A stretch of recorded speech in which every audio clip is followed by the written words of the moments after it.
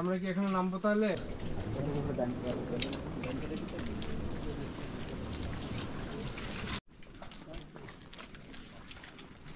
একটা পিছনে আসি না।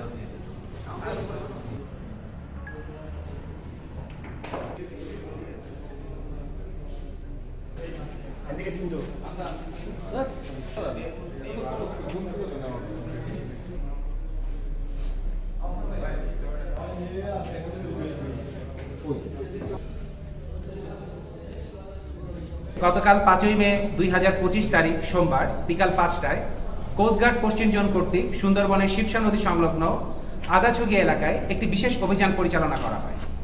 অভিযান পরিচালনা করে উক্ত এলাকা হতে 2টি একনলা বন্দুক, একটি শর্টগান, একটি খেলনা বন্দুক, অস্ত্র তৈরির সরঞ্জামাদি, 23 রাউন্ড তাজা কার্তুজ, 204 রাউন্ড ফাঁকা কার্তুজ, 9টি দেশীয় অস্ত্র, 4টি কুড়াল, 7টি করাত, 10টি রড, 5টি হাতুড়ি, একটি সোলার, 28টি মোবাইল সহ 11টি ওয়াকি টকি, চার্জার এবং 2টি কাঠের নৌকা সহ সুন্দরবনের কুখ্যাত ডাকাত করিম শরীফ বাহিনীর অন্যতম 2 সহযোগী মোহাম্মদ সাদ্দাম খান এবং মোহাম্মদ আব্বাস মোল্লাকে আটক করা হয়। আটককৃত ব্যক্তিদ্বয় বাগেরহাট জেলার মোড়লগঞ্জ থানার বাসিন্দা। প্রাথমিক জিজ্ঞাসাবাদে জানা যায় আটককৃতরা দীর্ঘদিন যাবৎ কুখ্যাত ডাকাত করিম শরীফের সঙ্গে ডাকাতি এবং ডাকাত দলকে অস্ত্র, গোলাবারুদ ও রসদ সরবরাহ করে সহযোগিতা করে আসছিল।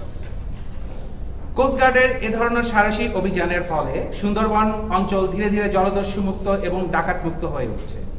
এই অভিযানের মাধ্যমে উপকূলীয় এলাকার জেলে ও মাছ শিকারীরা এখন নির্বিঘ্নে ও নিরাপদে তাদের জীবিকা নির্বাহ করতে পারছেন।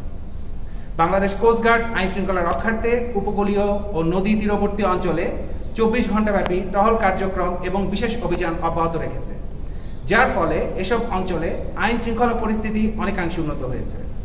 সুন্দরবনকে দস্যুমুক্ত করতে কোস্টগার্ডের এই ধরনের অভিযান ভবিষ্যতেও অব্যাহত থাকবে।